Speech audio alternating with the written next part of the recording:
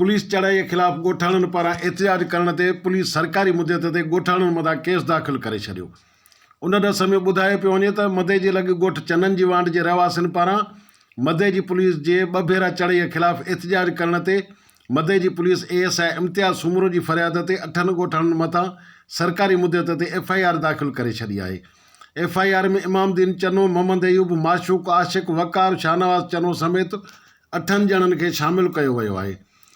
FIR में police मौक़ूफ़ ॼाणायो आहे त ॻुझे इतलाह ते पुलिस पार्टीअ सां गॾु ॻोठ चनन जी वांड पहुतासीं, जिते पुलिस हिक ॾुआरी शरीफ़ ॾाणीअ जे हुजण जो इतलाउ मिलियो, जिते पुलिस शरीफ़ ॾाणीअ खे गिरफ़्तार कयो, जंहिंजे रड़ियुनि ते मथियनि जवाबदारनि पुलिस पार्टीअ मथां हमिलो करे गिरफ़्तार ॾुआरीअ खे छॾाए फ़रार थी विया।